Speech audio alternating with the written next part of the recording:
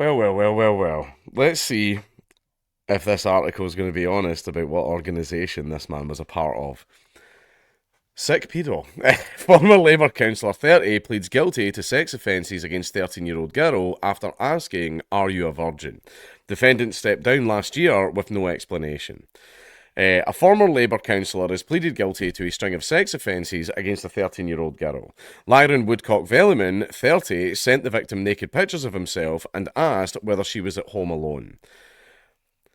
Who does that look like? Anyway, the ex-Labour councillor also demanded "show me your bra" and brazenly asked whether she was a virgin.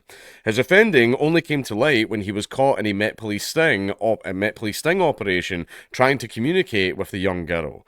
Woodcock Velleman appeared at Highbury Corner Magistrates Court today, where he admitted one count of attempting to engage in sexual communication with a child. The dad of one also admitted one count of being an offender 18 or over, attempting to cause a child aged 13 to 15 to watch or look at an image of sexual activity. Woodcock Velleman, elected in 2022, carried out the offences from December 3rd to December 10th, 2024. Ali Hussein, defending, said he had been diagnosed with depression and is on medication. He added, "He is a person of good character, he is currently unemployed, he is a family man." There is a great deal about his background which will assist the court to see how exactly he came to find himself in this position. Woodcock Velleman's sentencing was adjourned to February the 10th at the same court. He was released on conditional bail not to be in the company of someone under the age of 18. Woodcock Velleman resigned as Labour councillor for Barnet in April last year with no explanation, also deleting all his social media accounts.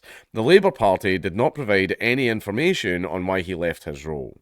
The Sun can now reveal it was because of the allegations made against him. Woodcock Velleman, who campaigned with Sir Keir Starmer and was described as an ally of Sadiq Khan. He was also a senior Jewish Labour movement organiser, a group affiliated with Labour advising how to combat anti-Semitism in the party. He was a member of another group. Go on. Let's see if they're honest about it. Sir Keir chose his borough of Barnet to launch the Labour Party's local election campaign in April 2022 alongside Sadiq. Oh, you really are, you cowards. You cowards. Hold on, is that? Yeah, that's the end of the article. Alright, okay. He was a member of Hope Not Hate, and Hope Not Hate have spent the last little while scrubbing absolutely everything about him from their website. Right, because he was a contributor to Hope Not Hate. He was a member of Hope Not Hate. Now, one thing that people are going to notice, right, I have actually had a look at a few articles, right? Any mention of Hope Not Hate is removed. No mention of it. Now, there was one article allegedly that did say he was in Hope Not Hate, and then that article was edited. Now, how can that be? Why wouldn't it be? This is definitely like within the public interest. That basically a raging nonce was like a member of like Hope Not Hate. Why has it been scrubbed everywhere? That is because Hope Not Hate is an MI5 operation. This has been a pretty open secret for quite some time. Right, apparently it was originally started as a sort of we're going to fight against extremism of all kinds, like mainly Islamic, but basically they decided to go after the naughty right-wingers.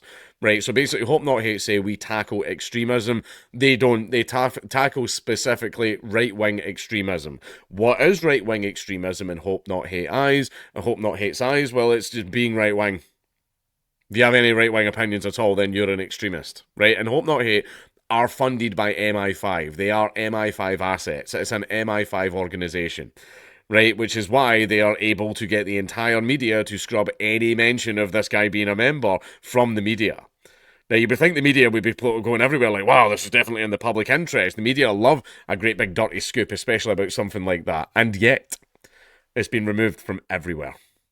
It's been removed from absolutely everywhere. Because Hope Not Hate are an MI5 operation. They are. Right, so basically, yeah, I can't get over, can't get over how much that picture looks like him.